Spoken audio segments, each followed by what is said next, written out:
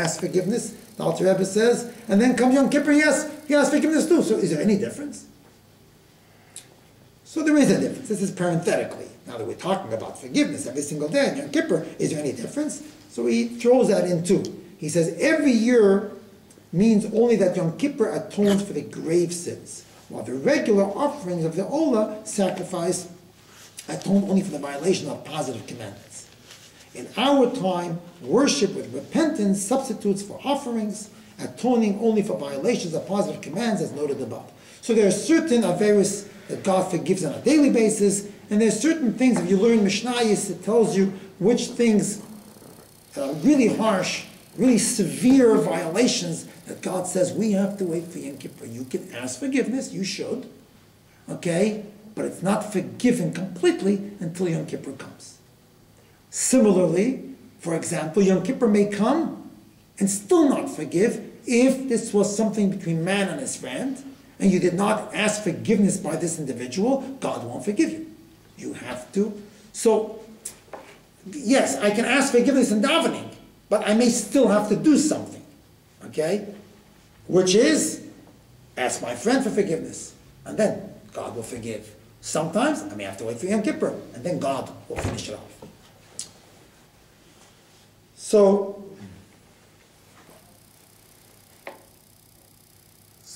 just to summarize, the Alter Rebbe is trying to tell us that we have to be full of joy when we daven. Why? Because we are davening now, and we believe, we have faith and confidence that God will answer our prayers immediately. He will forgive us the moment we ask for it.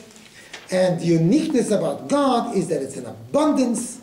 And even if we do it 3 times a day and all year long, and even if it's all the examples that he gave, even if it's you injure someone, God forbid somebody gets murdered, you have to learn from all these different examples that the Alter Rebbe gave that we have to be merciful and therefore we have to forgive. With God, it's a different story because he will forgive infinite amount of times as opposed to a human being. You know, we are limited. And that's how he explained the purpose of davening every single day and also with Yom Kippur. What still remains unclear?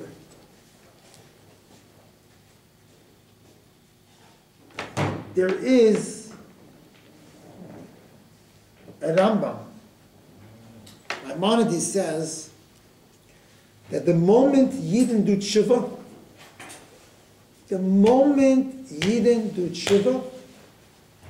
then miyad hein nigol. Immediately they will be redeemed from God. There's a Gemara that says all we need is all the Jews to keep 2 Shabbosim. You ever hear that? Yeah. All you need to keep 2 Shabbosim. There's a whole drive to get many Jews, I think twice a year, to keep Shabbos. Excuse me, we may not be here next Sunday. Yeah, we won't. We won't either. We're going to be in Los Angeles next week. Oh, what's It's unrelated. Oh, I okay. think It's not a holiday, I think. No, he has a meeting. Okay. All right, so we'll decide if Have a good we'll one. Nope. have a class They'll be next here week, we'll take a break. Yeah.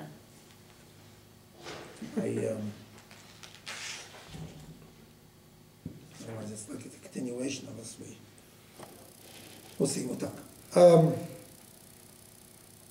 So, do all the Yidden have to do tshuva in order to be redeemed from Galus? In a way, that's a little bit discouraging. Do you think so? It's going to take a lot of hard work to get every single Jew to do tshuva. You read that, you say, oh my gosh, you know, when is that going to happen? You know, there's been a tremendous move in the tshuva movement. It's been tremendously successful, but still, all the Yidden. You know, and the Rambam says, miyad, immediately they'll be redeemed. I should expect so. For all the Jews do tshuva, you know, it's like, if the Rambam will tell me if one person does tshuva, he may bring the Mashiach in the, you know, that, wow, that would be like a big chiddush. But all the Yidden. the Rambam knew that this is a little problematic. So there's another chapter of Rambam, he says something else, which is a, little relief. He says that every single Yid has to look at the world as if the world there's a scale that God is, counting and throwing on the scale all the good deeds and sometimes the other things on the other side of the scale. And every Yid, when you are at a crossroad, should I or should I not do a mitzvah, always say to yourself, maybe right now the scale is even. And this one decision on my part to do the mitzvah is going to tilt the scale and Mashiach is going to come. Therefore, the Rambam says, every time a person has to do a mitzvah, don't allow that Yetzer Hara to tell you, it's winter, it's snowy, it's this, it's that. Maybe this is it. And this can tilt the scale. But what do we see from here? That one mitzvah from one person makes no difference who it may be, can make the difference. Make all in the yad. You can be redeemed right away. So it's no contradiction. It's one of the two. Either all the Jews do tshuva, instantly, we all go out, or that doesn't happen. It can be one mitzvah that one person does that can tilt the scale. Now, just parenthetically, not every mitzvah weighs the same amount. There can be one tremendous thing. Mesiras Nefesh is certainly ranks very high, very heavy mitzvah. Person is ready to risk his life for the sake to sanctify God's name. That's like the highest. And the same is also true with affairs. We just said, there's the small transgressions and there's the greater violations. So you never know. One real big push can do it. Sometimes it just needs a little bit. You never know. A small little mitzvah, that's all it needed. But you've said all mitzvahs are equal at some point. You've said Yeah. you can't know whether what looks like a small mitzvah is Because you less can't important. know, therefore you should never start weighing the mitzvahs. But when it comes from my imagination that maybe this one mitzvah will tilt the scale, I should always say to myself, maybe this mitzvah is going to do it. And this is a real big one that I have an opportunity. This may really tilt the scale. If measuring the mitzvahs will encourage me to do the mitzvahs, then I should measure them. It's okay. If it's going to discourage me, then better don't. If it's going to discourage me, this is a small mitzvah. This really has no value to me. Then it's prohibited. Don't you dare start measuring mitzvahs. But if this measuring, whatever I'm going to do, is going to encourage me to do it, as long as you do it. I don't care if it's shloi l'shma, as long as you do it. That would be the difference. So we see from here, one person saying, Slach lono avinu tichatonu, God forgive me, can make a major, major difference. One little tshuva, from one tshuva, by the way, is also a mitzvah. So you don't need all the Yidden to do tshuva. You never know. All you need is one person doing tshuva. This may just tilt everything. And that's why right after, what's the bracha? Right after Chan Amar V'Laslayach, Goyal Yisrael, the Redeemer of the Jewish people. And then we asked the question last week, if it's in the present tense, so why don't we see God redeeming? And so the same answers we gave before regarding healing.